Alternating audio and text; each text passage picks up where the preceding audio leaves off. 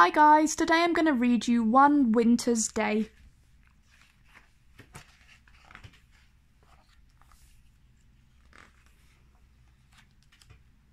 Little Hedgehog was making his bed for the winter when a sudden gust of wind blew him off his feet. It took hold of his cosy nest and tossed it high into the air. Little Hedgehog trembled as the wind whistled around him, and he wondered what to do. He caught hold of his scarf, hat, and mittens before they blew away, and tried to shelter under the tree roots. But wherever he went, the wind was there as well. "I'll have to stay with Badger until this storm has gone," he said at last, pulling his woolly hat firmly over his prickles. Then he snuggled into his cosy scarf, put on his mittens, and with a deep breath he set off. The wind was even stronger in the meadow. Leaves swirled here and there, and snowflakes filled the air. Little Hedgehog hadn't gone far when he bumped into a family of field mice shivering in the long grass. "I've never known such a storm," squeaked Mother Mouse.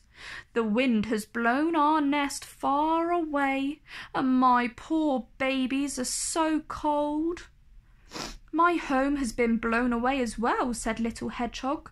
"I'm on my way to stay with Badger, but I have just the thing to warm you up." And he took off his woolly hat and gave it to the mice. "Oh, lovely, lovely," they squeaked, snuggling down out of the wind. "Thank you, Little Hedgehog." Little Hedgehog tucked his nose inside his scarf and ran along beside the racing river. Otter was on the bank huffing and puffing on his paws. "Hello, Otter," shouted Little Hedgehog. "What are you doing?"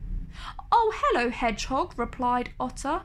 "My fur coat keeps me warm, but my paws are freezing." "Here, have these," said Little Hedgehog, giving Otter his mittens. "They should do the trick." "Thank you, Little Hedgehog," said Otter. "These are great. But shouldn't you be at home in this cold weather?" "I have no home any more," Little Hedgehog replied sadly. "The wind has blown it away." And running on, he cried, "I'm going to stay with Badger." By the time Little Hedgehog reached the wood, the snow was getting deeper. On and on he struggled, picking his way between the snowdrifts as the wind howled around him.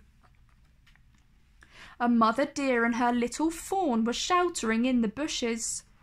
"Oh, Little Hedgehog, why aren't you in your nest in this awful storm?" she asked. So the Little Hedgehog told Mother Deer about his nest blowing away. But as he spoke, he saw that the little fawn was shaking with cold.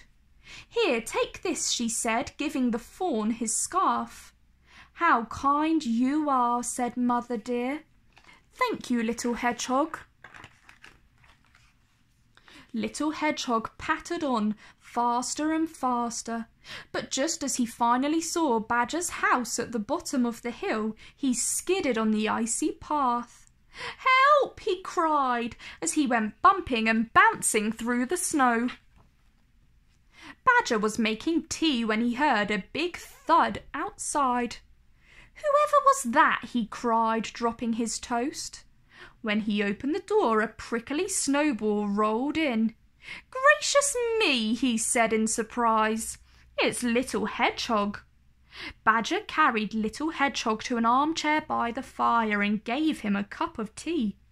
Little Hedgehog told Badger about his journey through the storm, and then, cosy and warm, he fell asleep. Little Hedgehog stayed with Badger until the storm had gone. As they walked to where his house had been, Little Hedgehog was very worried.